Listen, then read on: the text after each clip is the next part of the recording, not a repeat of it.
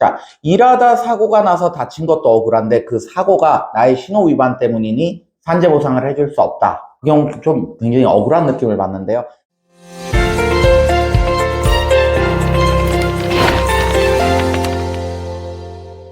자, 여러분들 안녕하십니까? 10년차 산재보험 전문 변호사 김경남입니다.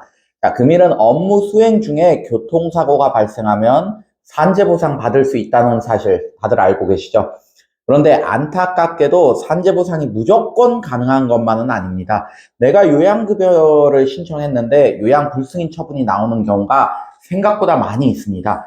특히나 근로복지공단에서 거부 처분의 근거로 주로 제시하는 사유가 범죄행위라는 것인데, 이 범죄행위라는 것이 재해자 입장에서는 조금 억울한 부분들이 있습니다. 왜냐하면 신호위반, 중앙선 침범 같은 소위 경미한 교통법규 위반까지도 모두 다 범죄행위에 해당하기 때문입니다. 자, 일하다 사고가 나서 다친 것도 억울한데 그 사고가 나의 신호위반 때문이니 산재보상을 해줄 수 없다. 이 경우 좀 굉장히 억울한 느낌을 받는데요.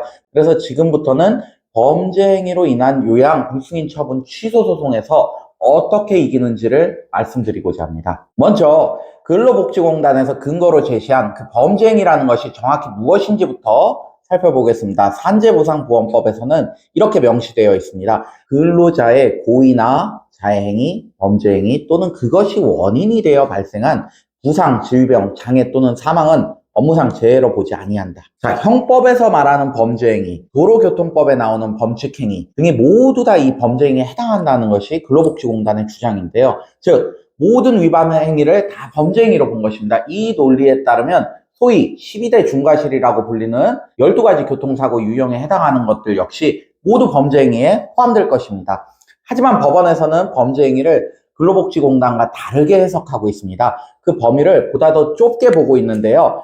법원에서는 고의, 자해행위에 준하는 정도의 범죄행위만을 산재보상에서 제외되는 범죄행위로 축소해서 해석을 하고 있습니다. 따라서 근로복지공단에서는 범죄행위로 규정했던 신호위반 같은 것이 법원에 가게 되면 그 산재보상보험법에서 정하는 범죄가 아니다 라고 해석될 여지가 있는 것입니다.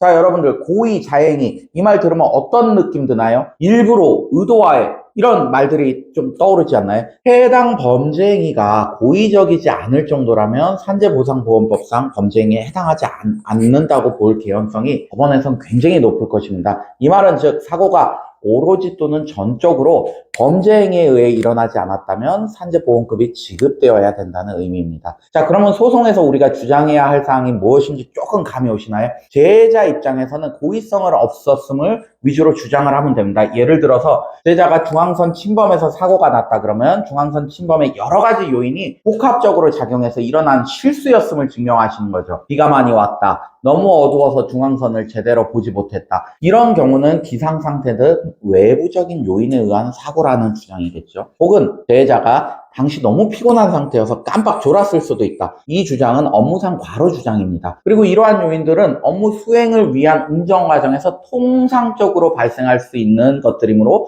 업무와 인과관계가 있다고 볼 수가 있습니다. 자, 판례를 통해 조금만 더 자세히 살펴보겠는데요. 제가 살펴볼 판례의 원고분은 오전에 회사에서 프론트 바닥 청소를 하던 중에 미끄러서 넘어져가지고 눈 부위가 찢어져서 이 안건부 창상 봉합술을 시행받았습니다. 그리고 수술받은 직후에 사업주의 지시에 따라서 업무 수행을 위해서 업무용 포터 차량을 운전하던 중에 중앙선 침범해서 반대 도로에서 진행하던 공고 차량과 앞범퍼를 충돌하게 됩니다. 이 사고로 신청한 요양급여에 대해서 원고는 근로복지공단으로부터 불승인 처분을 받았습니다. 그 처분 이유는 원고가 12대 중과실인 중앙선 침범 행위를 했기 때문에 범죄행위에 해당해서 승인을 해줄 수가 없다는 것이었는데요. 하지만 법원의 판단은 달랐습니다. 사고 당시 수술 직후였기 때문에 건강 상태가 좋지 못한 원고가 판단력이 흐려져 있었다고 볼 여지가 많고 운전 중이던 업무용 차량의 연식도 오래돼서 노화의 가능성이 있다는 점이 이 원고가 진술한 경찰 조서에 드러나 있었고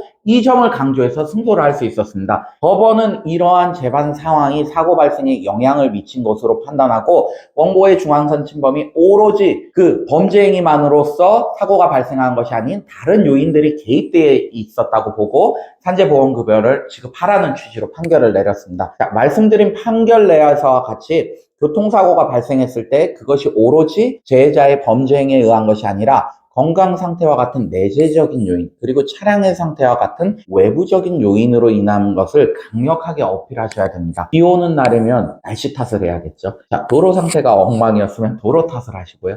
나의 몸 상태가 좋지 않았다면 과중한 업무 탓을 이렇게 하자는 거예요. 자, 물론 우리 쪽에서 우긴다고 법원에서 다 들어주는 것은 아닙니다. 이러한 주장을 하려 그러면 당연히 이를 뒷받침해줄 객관적인 증거들을 함께 제시해야 하겠죠. 현장에 설치된 CCTV 영상이나 블랙박스 영상, 사고 현장 사진 등이 있을 것이고요. 그리고 경찰에 남아있는 조서, 그리고 병원을 처음 방문했을 때 작성된 의무기록 사본, 이런 것도 굉장히 중요한 자료가 됩니다. 그리고 재해자가 일부러 사고 발생시킬 유인이 전혀 없었음을 어필하는 것도 아주 좋은 방법인데요. 재해자가 일정한 직업이 있고 수입도 있고 나는 부양해야 될 가족도 있다. 따라서 일부러 내가 내 몸 다치고서 병원에 입원해야 되면 내 생계나 내 가족의 생계에 큰 지장을 주기 때문에 나는 그럴 유인이 없다. 이런 주장을 해보는 거죠. 자, 지금까지 요양불승인 취소 소송에서 쟁점이 무엇인지 알아봤습니다. 결론 한마디로 말씀드리면 이러합니다. 사고의 고의성이 없었음을 주장하고 업무와 관련된 요인들이 다수가 개입이 있었다. 이 부분을 잘 주장 증명하셔야 됩니다.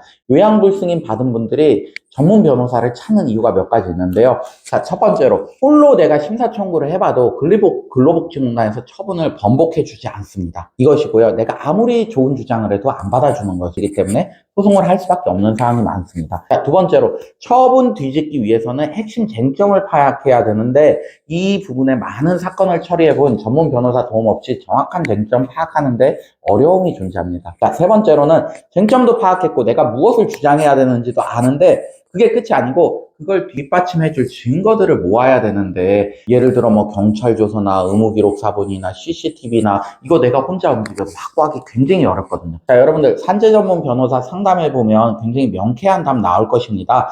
요양불승인 처분에 문제가 있는지, 있다면 무엇이 문제고 어떻게 대처해야 되는지 짧은 시간 안에 도움 받으실 수 있을 것이니까 이 부분에 궁금하신 분들은 저희 사무소로 연락 주시기 바랍니다. 감사합니다.